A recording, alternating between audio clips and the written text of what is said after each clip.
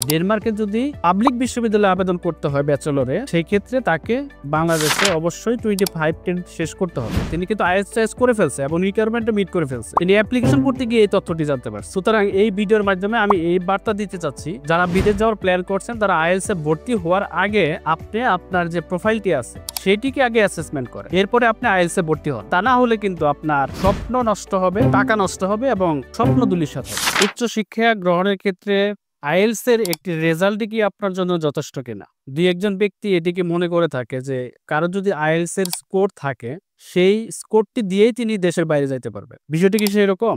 আমি কিন্তু সেটি মনে করি না। কারণ আইএলটিএস এর একটি রেজাল্ট দিয়েই আপনি দেশের বাইরে কখনো যেতে পারবেন না। এর সাথে আরো অনেক বিষয় জড়িত। এখানে আপনাকে ব্যাংকের বিষয় আছে, এরপরে ডকুমেন্টেশনের ব্যাপার আছে, আপনার একাডেমিক যে প্রোফাইলটি রয়েছে সেটি কোন পরিস্থিতি, আপনি যে দেশে যেতে চাচ্ছেন সেই দেশে আপনার যে একাডেমিক রেজাল্ট প্রয়োজন সেটি আপনার আছে কিনা, এই সামগ্রিক বিষয়টি কিন্তু আপনাকে পর্যালোচনা করে এরপরে সিদ্ধান্ত নিতে হবে যে আপনার কোন দেশের সাথে আপনার ম্যাচ করে বিষয়টা। সো আমি যে বিষয়টি মনে করি যে আপনি আইএলটিএস জার্নি শুরু করার আগে আপনাকে প্রথমত আপনার যে প্রোফাইলটি আছে এবং আপনার যে ডেস্টিনেশন আপনি ফিক্স করছেন সেটি আগে অ্যাসেসমেন্ট করেন। সেটি অ্যাসেসমেন্ট করার পরে আপনি সিদ্ধান্ত নেন আপনি কোন দেশে যাবেন। আমি এখানে যদি ২-১ টি উদাহরণ আপনাকে দেই তাহলে বিষয়টি ক্লিয়ার হবে। ধরেন আপনি অস্ট্রেলিয়া যাওয়ার প্ল্যান করছেন। এখন আপনি আইএলটিএস এ ভর্তি হইছেন। আপনার অস্ট্রেলিয়া যাওয়ার ক্ষেত্রে আইএলটিএস এর যে রেজাল্টটি প্রয়োজন সেটি চলে আসছে। আপনি যখন ব্যাচেলরে অ্যাপ্লিকেশন করতে গেলেন তখন দেখা গেল আপনার এইচএসসি পাস করছেন, যখন অ্যাপ্লিকেশন করছেন তার থেকে ৩ বছর আগে। এখন আপনি নিজেও জানেন না যে অস্ট্রেলিয়াতে ৩ বছরের উপর যদি কারো স্টাডি গ্যাপ থাকে সে কিন্তু ব্যাচেলর প্রোগ্রামে যেতে পারবে না। এই তথ্যটি আপনার জানা ছিল না।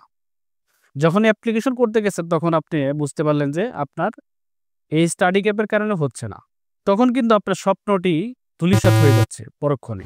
অথবা কোনো স্টুডেন্ট মাস্টার্সের অ্যাপ্লিকেশন করতে যাচ্ছে। যখন অ্যাপ্লিকেশন করতে যাচ্ছে তখন গিয়ে দেখা গেল তার বয়স ৩৫ পার হয়ে গেছে। এরপরে সে জানতে পারল যে ৩৫ বছরের বয়সের উপরে হয়ে গেলেও অস্ট্রেলিয়াতে পিএসডব্লিউ পাওয়া যায় না। এই বিষয়টি কিন্তু আইএলটিএস শুরু করার আগে তার জানা ছিল না। সে জানতে পারছে যখন অ্যাপ্লিকেশন করতে গেছে তখন জানতে পারছে। ততক্ষণে কিন্তু তিনি শকড। তার যে স্বপ্ন সেটি কিন্তু ধূলিসাৎ হয়ে গেছে। হয়তো তিনি অন্য দেশে ট্রাই করলে পারবেন, অন্য দেশের রিকোয়ারমেন্ট হয়তো ম্যাচ করবে, বাট তিনি যে অস্ট্রেলিয়ার যাওয়ার যে স্বপ্ন দেখেছিলেন সেইটি কিন্তু পূরণ হচ্ছে না। অনুরূপভাবে আমি যদি ডেনমার্কের উদাহরণ দেই, যেমন কোনো স্টুডেন্ট সে চিন্তা করছে যে তার মামা খালু ওখানে থাকে, ডেনমার্কে থাকে, সেও ডেনমার্কে যাবে। শয়নের স্বপ্নে তিনি ডেনমার্কের স্বপ্ন দেখেন। ইভেন তিনি যখন ভাত খান স্বপ্নে, সেই ভাতটাও ডেনমার্কের কোনো একটা রেস্টুরেন্টে বসে খান। অর্থাৎ তিনি ডেনমার্কে কিন্তু আলিঙ্গন করে নিয়েছেন, হৃদয়ঙ্গম করছেন।